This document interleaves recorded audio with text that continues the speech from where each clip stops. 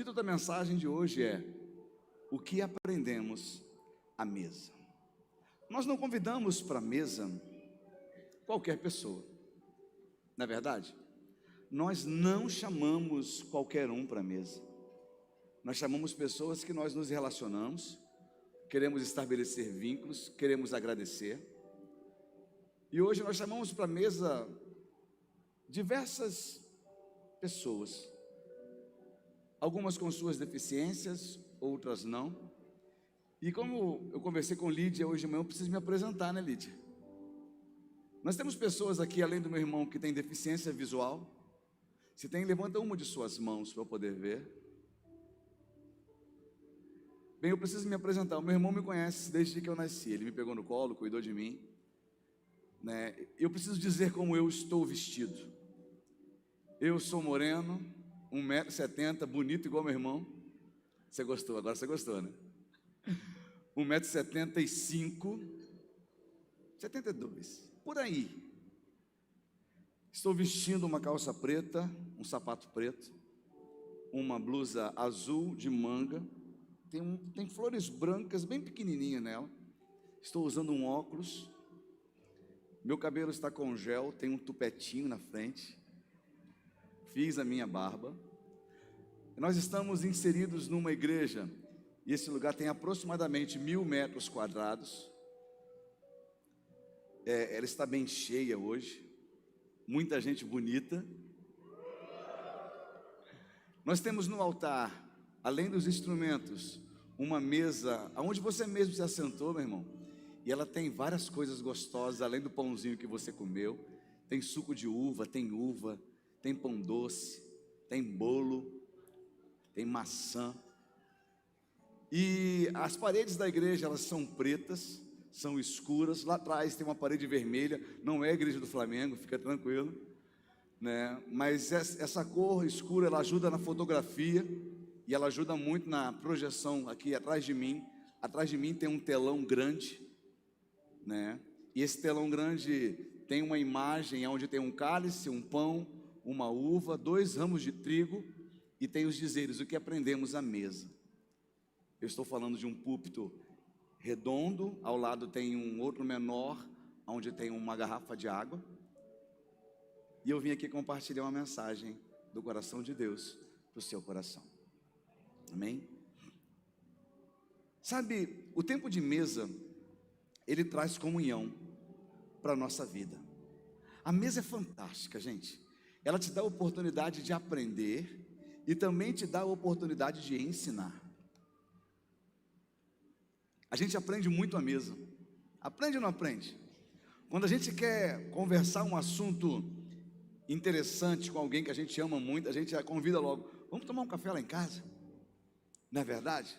Quando a gente quer agradar alguém, a gente bota aquela mesa posta, bonita, grande. Minha mãe já era mais simples. Minha mãe não sabia botar mesa, mas ela sabia fazer um macarrão com galinha espetacular. Sabe, estar à mesa é muito bom, a gente aprende demais. Eu quero ler com você um texto no livro de Marcos, no capítulo 14, do versículo 22 ao 26. Marcos 14, 22 a 26. Enquanto comiam, Jesus tomou o pão e o abençoou. Em seguida partiu em pedaços e deu aos discípulos, dizendo: tomem, porque este é o meu corpo. Então tomou o cálice de vinho e agradeceu a Deus, depois entregou aos discípulos e todos beberam.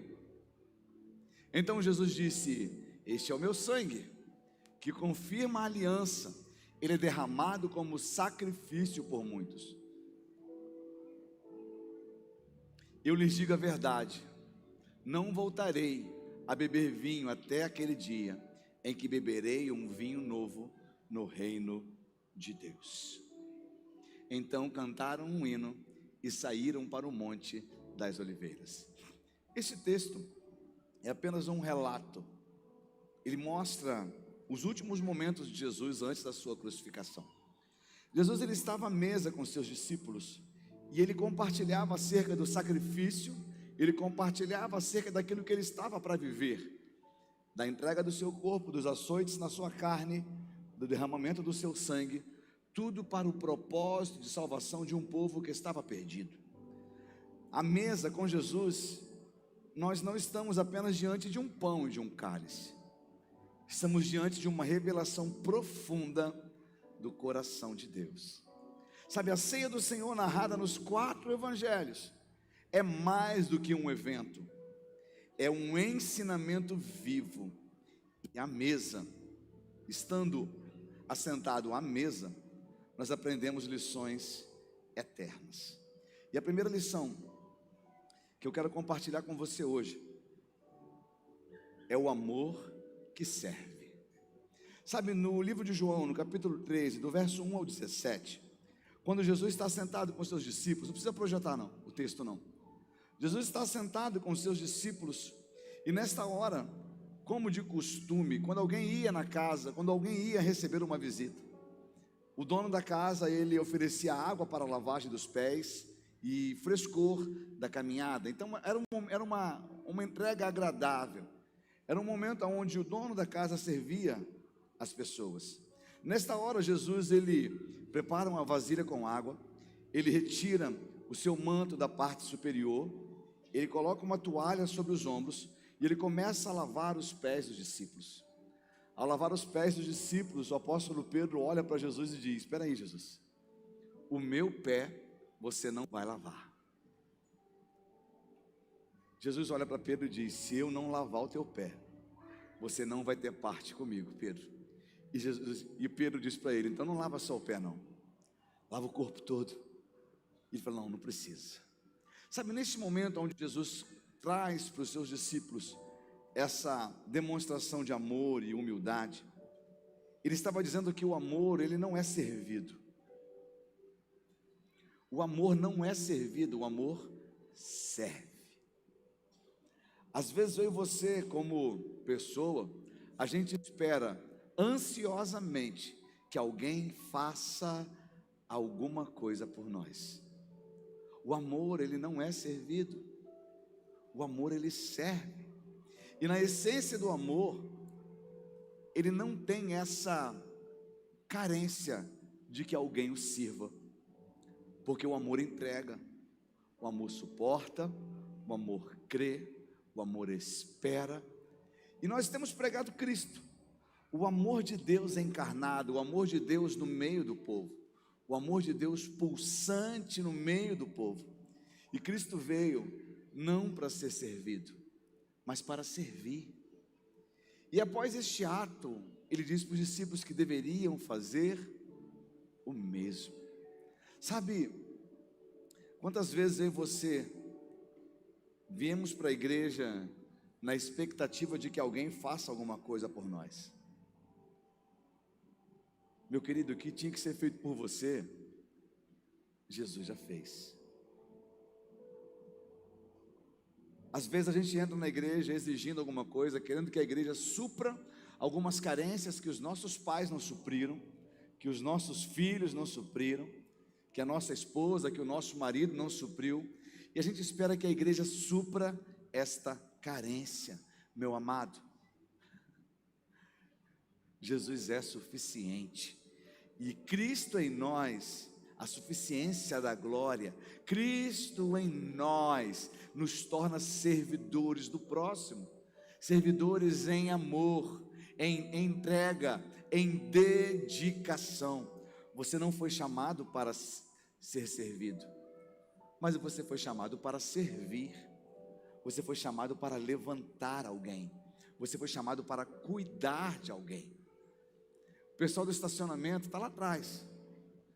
São pessoas que quase não participam do culto, porque elas estão lá fora servindo, guardando a entrada de vocês neste lugar. Vocês já oraram alguma vez por quem fica no estacionamento? Por quem recebe vocês? O pessoal que fica na portaria, aqui na recepção, eles com um sorriso no rosto dão boas-vindas. Eles estão profetizando com esse sorriso: vai ser incrível a noite de hoje sobre a sua vida. Mas antes da portaria, eles já foram no banheiro, já viram se o banheiro está limpo, já lavaram se precisava lavar. Eles estavam ali para servir, não estão recebendo nada, mas estão aqui servindo por amor, por amor. Ministério de Louvor está aqui desde 3:30 da tarde. Domingo, hoje pela manhã, 7:30 eles estavam aqui ensaiando. Na semana que vem, na Páscoa, vocês vão chegar às 5:30. 3 horas da manhã eles já estão aqui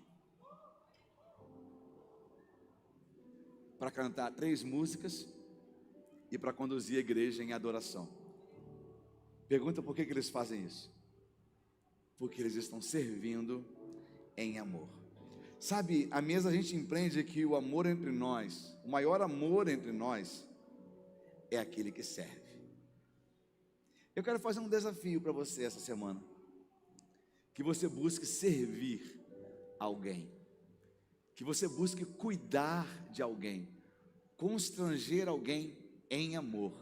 Sem cobrar, apenas a entrega.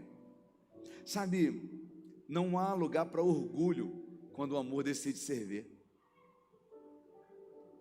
Porque só para o amor que se inclina e cuida, o coração não está preso ao orgulho. O orgulho levanta a cabeça com voz altiva e diz: será que ninguém percebeu que eu cheguei? Mas o amor latente diz: alguém chegou e eu preciso ir até esta pessoa e dar um abraço e dizer o quanto ela é importante. Sabe, nós aprendemos também o valor da comunhão à mesa.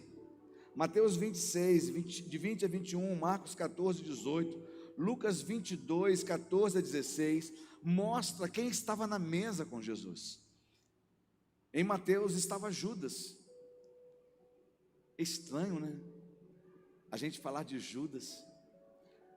Jesus ele desejou ardentemente estar com todos os discípulos naquela mesa, inclusive com Judas. Mesmo sabendo que a traição viria dele, Jesus quis estar com ele. Existe um livro, esqueci o nome do autor, A Bênção da Traição. A Janaína gosta muito desse livro.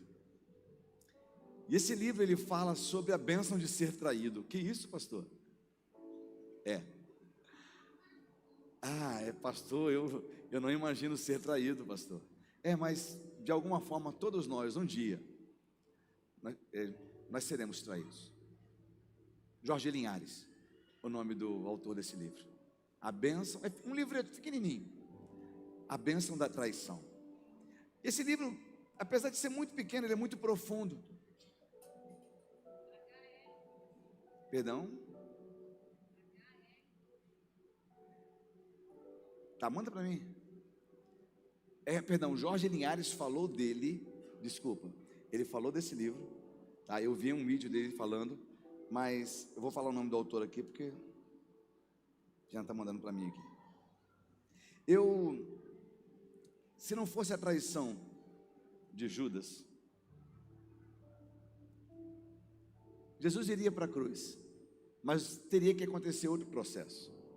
Alguma vez que você foi traído, Deus te deu uma oportunidade de exercitar algo que Ele vem te ensinado. Quantas vezes você já ouviu a igreja te falar que você deve perdoar? E quando que você entende que aprendeu essa pregação? Quando há a necessidade de perdoar quem te feriu. Sabe, o nome do autor é H.L. Rush. Eu vou colocar no grupo da igreja, para você depois se interessar. Hoje, eu me alegro muito, porque algumas traições que nós enfrentamos, Deus usou como um caminho para me conduzir até o que a gente vive hoje. Judas estava à mesa, Jesus ansiava compartilhar o pão com ele, e ele compartilha não só com Judas, mas ele compartilha com todo mundo. Sabe, isso nos ensina que comunhão verdadeira não depende de perfeição, mas depende da graça. Eu vou repetir para você. Se a mesa de Jesus fosse um lugar para quem é perfeito, ele ia se assentar sozinho nela. Você não teria lugar para a mesa. Sabe, estar na mesa não é um privilégio dos perfeitos. e nem dos queridos, mas daqueles que foram revestidos pela graça. Na mesa nós somos todos iguais. Diz para quem está do seu lado: eu sou igual a você. Continua dizendo assim, ó: eu necessito do mesmo Salvador. E é isso que nos torna iguais. Amém? O terceiro ponto: o sacrifício. O pão e o vinho representam o corpo e o sangue, dados e derramados. À mesa nós entendemos que o perdão tem um preço, e esse preço já foi pago. Ah, pastor, eu não consigo liberar perdão, porque me custa muito. Aquele que foi muito perdoado precisa aprender a perdoar. Sabe, por mais que custe um preço alto para você, a mesa vai dizer para você que você não merecia, mas o amor na mesa fez com que você entendesse que o valor pago por você foi muito alto. O amor pago para ganhar a tua vida foi muito alto. E agora nós vivemos para Jesus como troca por aquilo que Ele fez. Ele me amou, Ele te amou, o amor decidiu te amar. João 13, 21 vai falar sobre,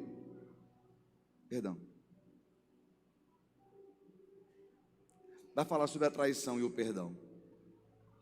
Ele vai dar uma ênfase à presença de Judas à mesa. Eu quero ler contigo João 13, de 21 a 30. João 13, 21 a 30. Então Jesus sentiu profunda angústia e exclamou: eu lhes digo a verdade, um de vocês vai me trair. Os discípulos olharam uns para os outros sem saber a quem ele se referia. O discípulo a quem Jesus amava ocupava o lugar ao lado dele à mesa. Esse era João. Simão Pedro lhe fez um sinal para que perguntasse a Jesus a quem Jesus se referia. Então o discípulo se inclina para Jesus e perguntou: Senhor, quem é? Deixa aí. A gente entende que às vezes esse sentimento de quem é paira no meio da mesa. Quando a gente suspeita da integridade de alguém. Os discípulos estavam suspeitando. Eu imagino Pedro falando com João: João, pergunta para ele quem é. Como é que Pedro sabia que não era João? Porque Pedro olhava para João e entendia que a gente tem uma proximidade, João. Eu confio em você. E quando a gente confia em alguém, a gente diz: isso aqui, ó, bota minha mão no fogo. E para Judas, para Pedro e João terem esse diálogo, certamente João também confiava em Pedro. O interessante é que o mesmo Pedro que quer saber quem é, faz o mesmo logo depois, nega a Jesus. A gente precisa tomar muito cuidado, porque às vezes a gente condena algumas pessoas, e daqui a pouco a gente está fazendo o mesmo. Repete comigo: quem está de pé, cuidado para que não caia. Sabe, mesmo com Judas à mesa, Jesus não expulsa. Mesmo com Judas à mesa, ele oferece o pão, um sinal de comunhão. Às vezes, uma vez me perguntaram: pastor, como é que você faz para cuidar de tanta gente? A gente cuida de pessoas em que a gente ensina a cuidar de outras pessoas, e através desse cuidado mútuo, a gente vem levantando, a gente vem tratando outros e preparando para cuidar de outros. Mas às vezes chega aos meus ouvidos um relato de um discípulo: pastor, eu estive lá com fulano, e fulano caiu, fulano está mal, fulano pecou. E eu digo para ele: conversa, acompanha, ora. E como que eu, pastor, trato fulano? Amando, orando, abraçando, do mesmo jeito. E quando o fulano que caiu descobre que eu sabia, ele olha para mim e fala: pastor, mas você sabia? Eu falei: sim, eu já sabia. E o teu erro não mudou quem você é, mas te deu uma oportunidade de se arrepender para se tornar alguém melhor. Eu continuo orando por você, eu continuo acreditando que tem lugar na mesa para você, que Jesus veio para restaurar, para resgatar a tua vida por completo. Então a mesa, vemos a dor da traição, mas também temos o coração de um Salvador que nos ama até o último instante. Até o último instante. A mesa nós aprendemos que a oração, sobre a oração e a promessa de Espírito. Coloca para mim João 14, 17.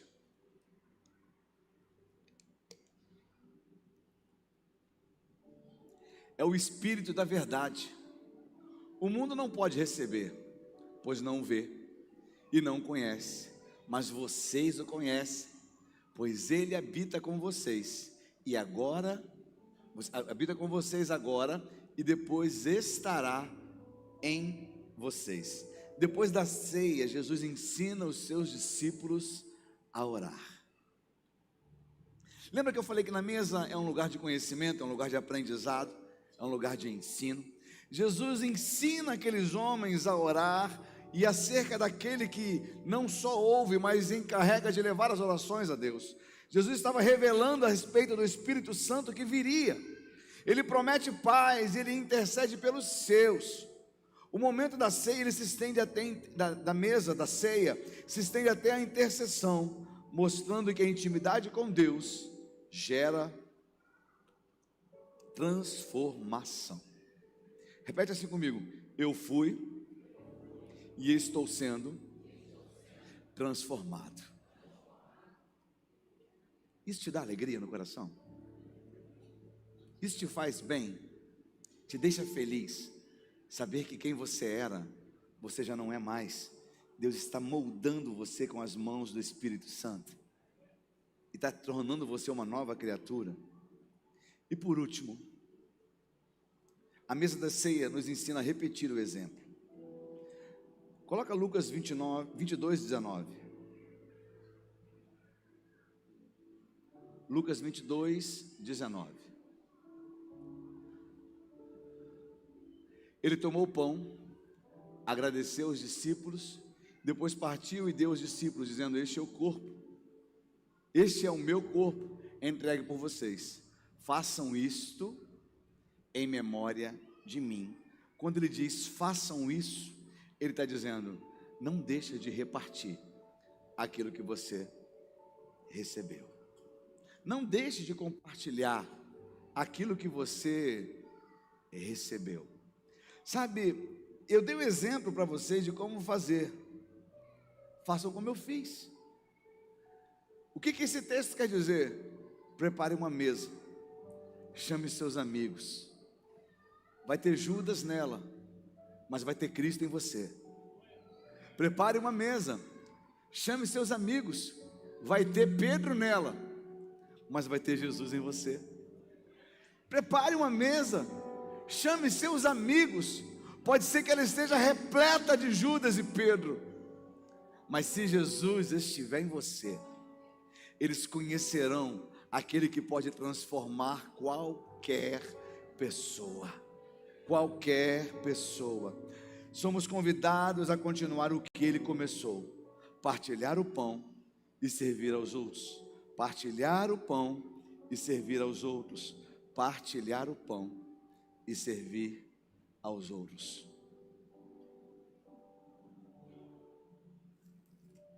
Acende a luz.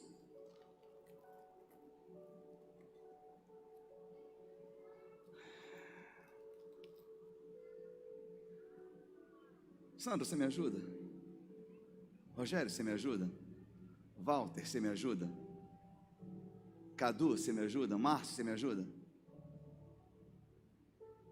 1, 2, 3, 4, 5. Marquinhos, me ajuda?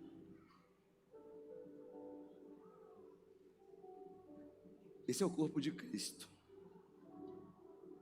partido por mim e por você.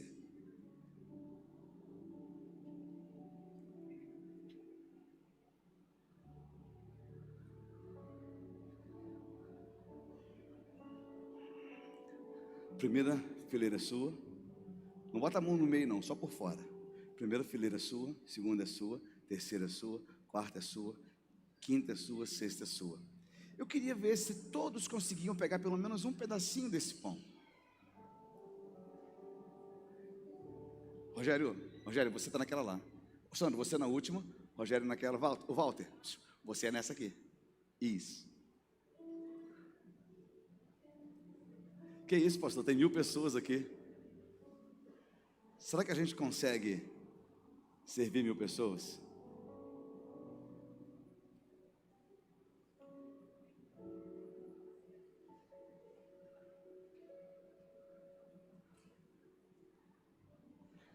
Sabe, fazer isso em memória dele não é só pegar um pão e partir, mas em entender o significado do pão partido. O pão que alimenta, ele não precisa alimentar somente a um, ele deve alimentar a todos. O Jesus que eu conheço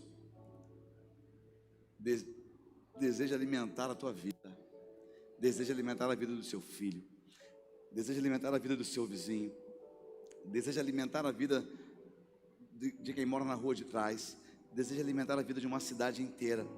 Mas quem é que tem Jesus na mão? Quem é que tem Jesus consigo? Quem é que tem certeza de que tem Jesus na sua vida? Diga eu. Compartilhe com alguém. Compartilhe com alguém. Compartilhe com alguém. Sabe, por muito tempo nós vivemos um evangelho e nós entendemos que o evangelho ele foi apregoado em todo o mundo e alcançou muita gente. Mas nós entendemos que a igreja viveu um evangelho de ativismo, onde eu precisava ir para a igreja, eu tinha que ir para a igreja, porque se eu não fosse para a igreja, eu estava em pecado. E hoje, minha filha ficou até 4 e pouca aqui na igreja, quase 5 horas, instalando os novos data shows, que na semana que vem vão estar funcionando. A gente está usando só os antigos. Na semana que vem eles vão estar funcionando. E ela chegou em casa por volta de 5h15, com o olho vermelho, acordou muito cedo hoje. Ela disse: pai, eu estou com dor de cabeça, eu estou muito cansada, eu posso ficar em casa? Aí eu cheguei para ela: mas por que você quer ficar em casa? Aí ela: porque eu tenho que ir à igreja hoje. Aí eu pensei e falei: gente, adoração é serviço. Enquanto eu estava em casa, descansando por algumas horas, o que ela estava fazendo aqui na igreja? Adorando. E não era só ela, tinha o pessoal que estava aí. O Reginaldo está aí, que estava aqui de tarde. Reginaldo está lá. Daniel está aí também, que estava aqui de tarde, está na mídia, está por aí. Tem mais alguém que estava com ela de tarde aqui hoje montando com eles?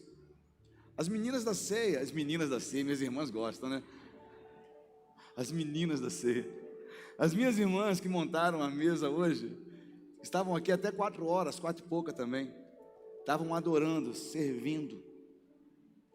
Eu estou dizendo isso para você, porque em Cristo Jesus, o seu serviço não é vão, e eu prego Cristo com o meu serviço.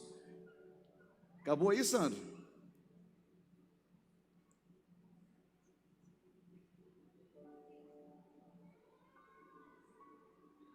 Eu prego Cristo com o meu serviço. E ontem, numa reunião com pessoas que tiveram um êxito. Ou se você já acabou na tua fileira, procura uma fileira que as pessoas ainda não receberam o pão.